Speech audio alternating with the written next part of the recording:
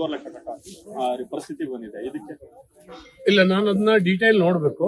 ಇನ್ನೊಂದು ಸೀನಿಯರ್ ಸಿಟಿಸನ್ಗೆ ಇದನ್ನ 50 TDS ಅನ್ನ 1 ಲಕ್ಷದವರೆಗೂ ಮಾಡಿದ್ದಾರೆ.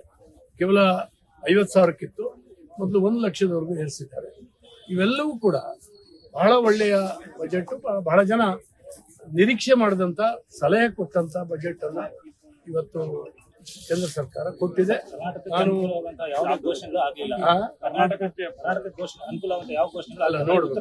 ನೋಡಿ, ಇವೆಲ್ಲವೂ ಕೂಡ ಕರ್ನಾಟಕಕ್ಕೆ ಅನುಕೂಲ ಆಗ್ತದೆ. ರೈಲ್ವೆ ಇರ್ಬೋದು, ನ್ಯಾಷನಲ್ ಹೈವೇ ಇರ್ಬೋದು, ಏನ್ ಬಜೆಟ್ ನಲ್ಲಿ ತೆಗೆದಿಟ್ಟಿದ್ದಾರೆ. ಇವತ್ತು ಎಷ್ಟು ಕಿಲೋಮೀಟರ್ ಕರ್ನಾಟಕದಲ್ಲಿ ನ್ಯಾಷನಲ್ ಹೈವೇ ಆಗ್ತಾ ಇದೆ, ರೈಲ್ವೆ ಆಗ್ತಾ ಇದೆ. ರೈಲ್ವೆ ಪ್ರಾಜೆಕ್ಟ್ಗಳಿಗೆ ನಮ್ಮ ಕರ್ನಾಟಕ ರಾಜ್ಯ ಸರ್ಕಾರ ದರಿದ್ರತನ ಮಾಡಿದೆ. ಲ್ಯಾಂಡ್ ಅಕ್ವಿಷನ್ ಮಾಡಿ ಕೊಡ್ತಾ ಇಲ್ಲ, ಅದು ಡಿಲೇ ಮಾಡ್ತಾ ಇದೆ. ಹಾಗಾಗಿ ಕೆಲವು ಪ್ರಾಜೆಕ್ಟ್ಗಳು ಆರಂಭದ ಹಂತದಲ್ಲಿ ನಿಂತಿದ್ದಾವೆ. ರೈಲ್ವೆ ಪ್ರಾಜೆಕ್ಟ್ಗಳು, ನ್ಯಾಷನಲ್ ಹೈವೇ ಪ್ರಾಜೆಕ್ಟ್ಗಳು, ಅದನ್ನು ಉಪಯೋಗಿಸಬೇಕಷ್ಟೇ. ಇವರು ಟೀಕೆ ಮಾಡ್ತಾ, ಕೇಂದ್ರ ಸರ್ಕಾರನ ಹೋದಲ್ಲೆಲ್ಲ ಟೀಕೆ ಮಾಡ್ತಾ ಓಡಾಡ್ತಾ ಇದ್ರೆ ಏನ್ ಪ್ರಯೋಜನ ಆಗುತ್ತೆ? ಬಿಹಾರ್ಗೆ, ಆಂಧ್ರಕ್ಕೆ ಸಹಜ ಅಲ್ಲ ಸರ್. ನಮ್ಮ ತೆರಿಗೆ ಕೊಡ್ತೀರಾ?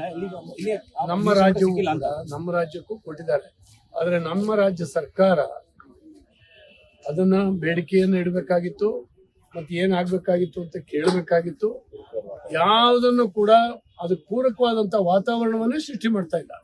ನಿನ್ ಏನ್ ಬೇಕಾದ್ರೂ ಮಾಡು, ನಿನ್ನ ಖಂಡಿಸ್ತಾನೆ ಓಡಾಡ್ತಾ ಇರ್ತೀನಿ ಅಂತ ಹೇಳಿ ಮಾಡಿದ್ರೆ ಏನಾಗ್ತದೆ? ನಮ್ಮ ರಾಜ್ಯಕ್ಕೆ ನಷ್ಟ ಮಾಡುತ್ತಾ ಇರುವಂತದ್ದು ಕಾಂಗ್ರೆಸ್ ಸರ್ಕಾರ. ಕಾಂಗ್ರೆಸ್ ಹೇಳಿರುವಂತದ್ದು ಬೋಗಸ್ ಬಜೆಟ್.